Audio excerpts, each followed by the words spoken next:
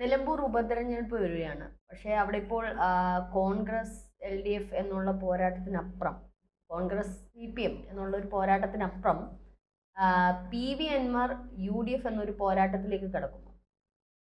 അൻവറിന്റെ ചരിത്രം നോക്കിയാൽ അങ്ങനെയാണ്. അൻവർ പടക്കളത്തിൽ ഇറങ്ങുമ്പോഴെല്ലാം നഷ്ടമുണ്ടായിട്ടുള്ളത് കോൺഗ്രസിനാണ്. അൻവറിന്റെ രാഷ്ട്രീയ ചരിത്രം തുടങ്ങുന്ന 2016 മാത്രമല്ല, അദ്ദേഹം ആദ്യമായി തെരഞ്ഞെടുപ്പ് രാഷ്ട്രീയത്തിലേക്ക് കടക്കുന്നത് 2011. അതിനു മുമ്പ് തന്നെ അൻവറിന്റെ രാഷ്ട്രീയം പരിശോധിക്കുമ്പോൾ അദ്ദേഹത്തിന്റെ കുടുംബപരമായി തന്നെ അദ്ദേഹം കോൺഗ്രസുമായി ബന്ധപ്പെട്ട് നിൽക്കുന്ന ഒരു കുടുംബമാണ്. അദ്ദേഹത്തിന്റെ പിതാവെല്ലാം കോൺഗ്രസിന് വേണ്ടി മത്സരിച്ചിട്ടുണ്ട്. അതിനുശേഷം അദ്ദേഹം യൂത്ത് കോൺഗ്രസിന്റെ എല്ലാം മലപ്പുറത്തെ പ്രമുഖ നേതാവായി മാറുന്നു. അങ്ങനെ കോൺഗ്രസുമായി ബന്ധപ്പെട്ട് പ്രവർത്തിക്കുമ്പോഴാണ് അദ്ദേഹം 2011 അവിടെ ഏറനാട് സ്വതന്ത്രനായിട്ട് മത്സരിക്കുന്നത്. ആ ഏറനാട് അന്ന് സ്വതന്ത്രനായിട്ട് മത്സരിക്കുമ്പോൾ അന്ന് അവിടെ മുസ്ലിം ലീഗിന്റെ സ്ഥാനാർത്ഥിയും അതോടൊപ്പം തന്നെ LDFനായി CPMന്റെ സ്ഥാനാർത്ഥി ഉണ്ടായിരുന്നു. എന്നിട്ടോ സംഭവിച്ചതോ, അന്ന് ഏറ്റവും പിന്നിലായിരുന്ന അൻവറിന് അറിയാമല്ലോ, അൻവർ വേറെ സ്വതന്ത്രനായിട്ട് മത്സരിച്ചിട്ട് പോലും 2ാം സ്ഥാനത്തിലേക്ക് ആ മണ്ഡലത്തിൽ എത്തുകയാണ്. അത് കേരളത്തെ തന്നെ വലിയ രീതിയിൽ ചർച്ച ചെയ്ത ഒരു വാർത്തയായിരുന്നു. കാരണം ഒരു സ്വതന്ത്രനായ PV അൻവർ എന്ന ഒരു സാധാരണക്കാരൻ, അവിടുത്തെ ഒരു രാഷ്ട്രീയ നേതാവ് 2ാം സ്ഥാനത്തിലേക്ക് വരികയാണ്. പിന്നീട് നാം കണ്ടത് 2014 ലോക്സഭാ തെരഞ്ഞെടുപ്പ് കാലത്താണ്. ആ 2014 ലോക്സഭാ തെരഞ്ഞെടുപ്പ് കാലത്തും PV അൻവർ മത്സരിക്കാൻ ഇറങ്ങിയപ്പോൾ തിരിച്ചടി നേരിട്ടത് കോൺഗ്രസിനാണ്. കാരണം ഈ വയനാട് മണ്ഡലം നമുക്കറിയാം, പൊതുവെ എല്ലാ കാലത്തും കോൺഗ്രസിന് അനുകൂലമായി, കോൺഗ്രസിന് വലിയ രീതിയിൽ അടിത്തറയുള്ള ഒരു മണ്ഡലമാണ്. ആ മണ്ഡലത്തിൽ PV അൻവർ മത്സരിക്കാൻ ഇറങ്ങിയപ്പോൾ അന്ന് കോൺഗ്രസിന്റെ സ്ഥാനാർത്ഥി വിജയിച്ചത് വെറും 14,000 വോട്ടിനാണ്. അദ്ദേഹം തോൽവി തന്നെ മുന്നിൽ കണ്ടു. പിന്നീട് മുസ്ലിം ലീഗിന്റെ വലിയ രീതിയിൽ അവസാന ഘട്ടത്തിൽ മുസ്ലിം ലീഗിന്റെ വോട്ട് കൊണ്ടാണ് ഈ കോൺഗ്രസിന് അവിടെ ജയിക്കാൻ കഴിഞ്ഞത്. അതിനുശേഷമാണ് അദ്ദേഹം തന്റെ കഴിവ് തെളിയിച്ചതിന് ശേഷമാണ് അദ്ദേഹം ഈ LDFുമായി അടുക്കുകയും 2016 തെരഞ്ഞെടുപ്പിൽ അദ്ദേഹം ആ തന്റെ ചുവട് നിലമ്പൂരിലേക്ക് മാറ്റുകയും നിലമ്പൂരിൽ വർഷങ്ങളായി തന്നെ ആര്യാടൻ കുടുംബത്തിന്റെ അധീനതയിൽ ഉണ്ടായിരുന്ന ആ മണ്ഡലം പിടിച്ചെടുക്കുകയും ചെയ്തത്. പിന്നീട് അത് 2021 സംഭവിച്ചു. അങ്ങനെ അദ്ദേഹത്തിന്റെ രാഷ്ട്രീയ കരിയർ നോക്കുകയാണെങ്കിൽ അദ്ദേഹം LDFനെതിരല്ല, CPMനെതിരല്ല, ഈ അവസാന ഘട്ടത്തിൽ മാത്രമാണ് പിണറായിയുമായി തെറ്റുകയും അതിനുശേഷം അദ്ദേഹം ഈ LDFനെതിരെ തിരിയുകയും ചെയ്തു. പക്ഷെ അദ്ദേഹം TMCയുമായി ബന്ധപ്പെട്ട്, തൃണമൂൽ കോൺഗ്രസുമായി ബന്ധപ്പെട്ട് തിരഞ്ഞെടുപ്പിൽ ഇറങ്ങുകയാണെങ്കിൽ, മുൻകാല ചരിത്രം പരിശോധിക്കുകയാണെങ്കിൽ അത് നഷ്ടമുണ്ടാകാൻ പോകുന്നത് കോൺഗ്രസിനാണ്. അത് തന്നെയാണ് നാം 2011 പരിശോധിക്കുമ്പോഴും 2014, 16, 21 പരിശോധിക്കുമ്പോൾ വ്യക്തമാകുന്ന. അൻവർ എല്ലാ കാലത്തും തെരഞ്ഞെടുപ്പ് രാഷ്ട്രീയത്തിൽ ഇറങ്ങുമ്പോൾ നഷ്ടമുണ്ടാകുന്നത് അതിൽ LDFനല്ല, അത് മറിച്ച് UDFനാണ്. ആ നഷ്ടം തന്നെ ചിലപ്പോൾ എവിടെയും സംഭവിക്കാനുള്ള സാധ്യതയുണ്ട്. ഇദ്ദേഹം പൂർണ്ണമായി തന്നെ ഈ നിലമ്പൂർ മണ്ഡലം പരിശോധിക്കുമ്പോൾ നമുക്ക് അറിയാൻ കഴിയുന്നത് ഈ ന്യൂനപക്ഷത്തിന് വലിയ രീതിയിൽ സ്വാധീനമുള്ള മണ്ഡലമാണ്. പ്രത്യേകിച്ച് മുസ്ലിം ന്യൂനപക്ഷത്തിന് വലിയ രീതിയിൽ സ്വാധീനമുള്ള മണ്ഡലത്തിൽ നിലമ്പൂരിലേക്ക് അൻവർ കടന്നു വരികയാണെങ്കിൽ ആ വോട്ടുകളിൽ വലിയ രീതിയിലേക്ക് അത് അൻവറിലേക്ക് പോകും. ആ വോട്ടുകൾ അല്ലാത്ത പക്ഷം ലഭിക്കുന്നതോ അത് അൻവറിനായി, ഈ കോൺഗ്രസിനാണ്. അത് തന്നെയാണ് നാം 2016 വിജയം പരിശോധിക്കുമ്പോഴും നമുക്ക് കാണാൻ കഴിയുന്നത്.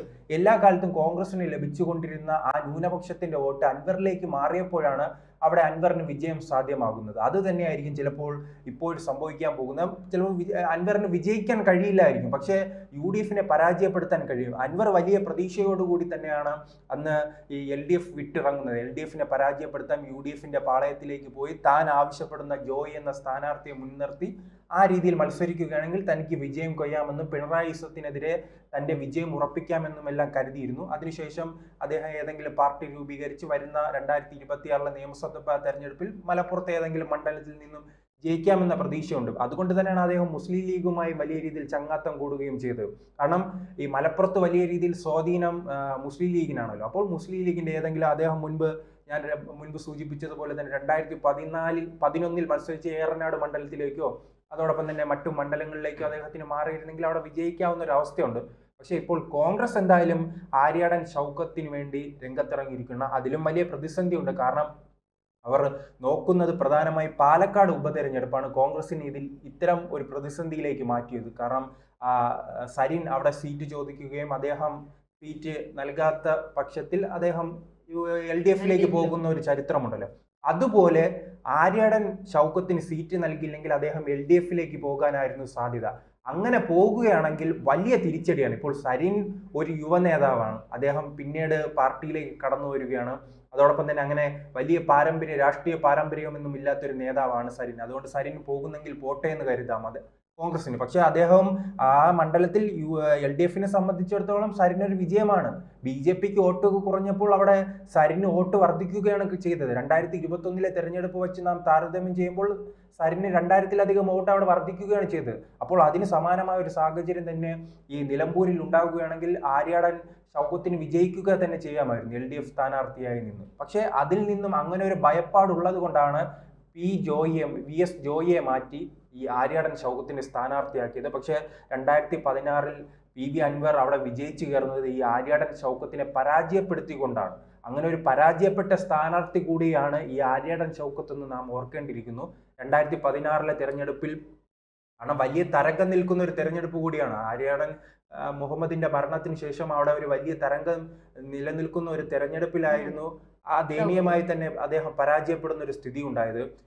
അങ്ങനെയുള്ള ഒരു സ്ഥാനാർത്ഥിക്ക് എത്രത്തോളം ആ മണ്ഡലത്തിൽ മുന്നോട്ട് പോകാൻ കഴിയുമെന്നത് വലിയ പ്രതിസന്ധിയാണ്. 2016-21 കാലഘട്ടത്തിലുള്ള ഇപ്പോൾ അൻവറിന്റെ ഒരു ഭരണം അല്ലെങ്കിൽ നിലമ്പൂരിൽ എന്ത് ചെയ്തു എന്നുള്ളൊരു ചോദ്യം ജനങ്ങളുടെ ഇടയിലുണ്ട്. കാരണം പൊതുവെ ഒരു പിണറായി വിരോധം ജനങ്ങളുടെ ഇടയിലുണ്ട്. അപ്പോൾ നിലമ്പൂരിലെ മലയോര പ്രദേശങ്ങളാണ്, അവിടെ ഉണ്ടാകുന്ന വന്യജീവി ആക്രമണം ഉൾപ്പെടെയുള്ള നിരവധി പ്രശ്നങ്ങൾ അവർ ഉന്നയിച്ചിട്ട് പോലും LDF സർക്കാരിന് യാതൊന്നും തന്നെ അവർക്ക് കിട്ടേണ്ടുന്നത് കിട്ടിയിട്ടില്ല. ഇപ്പോഴത്തെ പാതയുടെ പ്രശ്നങ്ങളും കാര്യങ്ങളും എല്ലാം ഇപ്പോൾ നിലമ്പൂർ ജനതയെ വല്ലാണ്ട് വലയുന്ന ഒരു സിറ്റുവേഷനാണ്. അപ്പോൾ ഈ ഒരു സിറ്റുവേഷൻ വീണ്ടും PV അൻവർ കയറിയ, പ്രത്യേകിച്ച് ഒരു സ്വതന്ത്ര സ്ഥാനാർത്ഥിയായിട്ട് കയറിയ, ഒരു പാർട്ടിയുടെ പിന്തുണ ഉണ്ടായിട്ട് പോലും നിലമ്പൂരിൽ യാതൊന്നും സാധിച്ചില്ല. അപ്പോൾ ഒരു സ്വതന്ത്ര സ്ഥാനാർത്ഥി എന്നുള്ള രീതി കയറി എത്രമാത്രം അവിടുത്തെ മലയോര പ്രദേശങ്ങളിലെ ജനങ്ങൾക്ക് നേട്ടമുണ്ടാകും എന്ന് അവർ ചിന്തിക്കുക. അപ്പോൾ ജനങ്ങളുടെ ഇടയിൽ പൊതുവെ ഒരു UDF തരംഗം ഇപ്പോൾ ഉണ്ട്. കാരണം 2 തവണയുള്ള LDF ഭരണം അവർ വെറുത്തിട്ടുണ്ട്,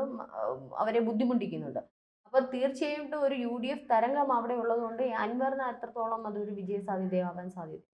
അൻവറിനെ അവിടെ അങ്ങനെ പരാജയപ്പെടണമെങ്കിൽ അദ്ദേഹം 2021 പരാജയപ്പെടേണ്ടായിരുന്നു. അത്രയ്ക്ക് വലിയ ഭരണവിരുദ്ധ വികാരം ഉണ്ടായിരുന്ന ഒരു അവസരം. 2016 എന്ന് പറഞ്ഞാൽ 2021 കാലഘട്ടം എന്ന് വെച്ചാൽ കോവിഡിന് തൊട്ട് ശേഷമുള്ള ഒരു കാലഘട്ടമാണ്. അത് കിറ്റ് വിതരണം കേരളത്തിൽ പിണറായി സർക്കാർ ചെയ്ത കുറെ കാര്യങ്ങളുണ്ട്. അതുകൊണ്ടാണ് രണ്ടാമത് അവർ കയറി വന്നത്. പക്ഷെ ഇനിയിപ്പം അല്ലെങ്കിൽ എന്തെങ്കിലും പ്രകൃതി ദുരന്തം ഉണ്ടാവണം. സാധാരണ അങ്ങനെയൊക്കെ ഉണ്ടാകുമ്പോഴാണ് അടുത്ത തെരഞ്ഞെടുപ്പിന് തൊട്ട് മുന്നോടിയായിട്ട് സർക്കാർ എന്തെങ്കിലുമൊക്കെ കാര്യങ്ങൾ ചെയ്ത് ജനങ്ങളുടെ ഇടയിൽ മാറ്റുന്നത്. പക്ഷെ ഇപ്പോൾ എന്ന് വെച്ചാൽ മൊത്തത്തിൽ പ്രശ്നങ്ങളായിട്ട് കിടക്കുക. ദേശീയപാത നമുക്കറിയാം, മലപ്പുറം അങ്ങോട്ട് പോകുന്ന ഭാഗങ്ങളിലെല്ലാം ദേശീയപാത പ്രശ്നങ്ങളാണ്. ഈ മലയോര പ്രദേശങ്ങളിൽ വന്യജീവി ആക്രമണം പണ്ടുള്ളതിനെ ഇപ്പോൾ ഒരു 10 വർഷം മുമ്പുള്ള സാഹചര്യമല്ല. ഇപ്പം കാട്ടിലെ മൃഗങ്ങളെല്ലാം നാട്ടിൽ ഇറങ്ങിക്കൊണ്ടിരിക്കുകയാണ്. അത് വല്ലാണ്ട് ജനങ്ങളെ ബുദ്ധിമുട്ടിക്കുന്നുണ്ട്. കൃഷിയാണ് അവരുടെ മെയിൻ അവിടുത്തെ തൊഴിൽ എന്ന് പറയുന്നത്. അപ്പം അതിനെയൊക്കെ ബാധിക്കുന്ന തരത്തിൽ അവിടെ വല്ലാണ്ട് പ്രകൃതിക്ഷോഭവും ഒക്കെ ദുരന്തങ്ങളും ഒക്കെ വന്നുകൊണ്ടിരിക്കുകയാണ്. അപ്പം ഇതിൽ കൂടുതലും LDF സർക്കാരിന് ഒന്നും ചെയ്യാൻ കഴിഞ്ഞിട്ടില്ല. അപ്പം അൻവറിനും അത്രത്തോണേ ചെയ്യാൻ അവരിലേക്ക് ഇറങ്ങാനും പറ്റിയിട്ടുള്ളൂ. പക്ഷെ ഷൗക്കത്ത് അങ്ങനെയല്ല. ഷൗക്കത്ത് ഇതിനിടയിലും അദ്ദേഹത്തിൻ്റെ കാര്യങ്ങൾ ചെയ്തുകൊണ്ടേ ഇരിക്കുകയാണ്.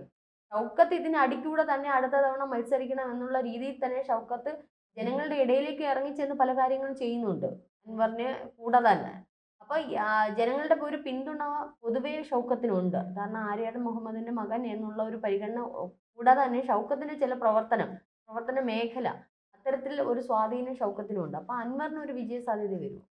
അൻവറിന്റെ വിജയ സാധ്യത അദ്ദേഹം മത്സരിക്കുമ്പോഴാണ് ഉണ്ടാകാനുള്ള സാധ്യത. പക്ഷെ അദ്ദേഹത്തിന് വിജയിക്കാൻ കഴിഞ്ഞില്ലെങ്കിലും അങ്ങനെ വോട്ട് നഷ്ടപ്പെടാൻ പോകുന്ന കോൺഗ്രസിൻ്റെതാണ്. അതാണ് ഞാൻ ചരിത്രം രേഖപ്പെടുത്തി പറഞ്ഞത്. 2011 16 അതിനിടയിലുള്ള 2014 ലോക്സഭാ തെരഞ്ഞെടുപ്പായാലും അങ്ങനെ ഏത് തെരഞ്ഞെടുപ്പ് എടുത്തു നോക്കിയാൽ അൻവർ മത്സരിക്കുമ്പോൾ ഈ വോട്ട് കുറയുന്നത് കോൺഗ്രസിൻ്റെതാണ്. ഈ കോൺഗ്രസിന്റെ BJPക്ക് കൊടുക്കാനുള്ള വോട്ട് BJP ഇപ്പം മത്സരിക്കുന്നില്ല. BJPയുടെ ഒരു വോട്ട് മാത്രമല്ല, അൻവറിന്റെ കെയർ ഓഫിലുള്ള പല വോട്ടുകളും അൻവറിലോട്ട് മറിയാൻ സാധ്യതയുണ്ട്. കാരണം LDFിലോട്ട് മറിയാൻ സാധ്യതയില്ല. അല്ലെങ്കിൽ അത് BJP LDF ഒരു കൈകോക്കൽ അവിടെ വരണം. അതെന്തായാലും സാധ്യമല്ല. അപ്പം തീർച്ചയായിട്ടും ഇപ്പൊ ശ്രീത് പറഞ്ഞതുപോലെ ഒരു വോട്ട് വിഹിതം പോകാൻ സാധ്യതയുണ്ട്.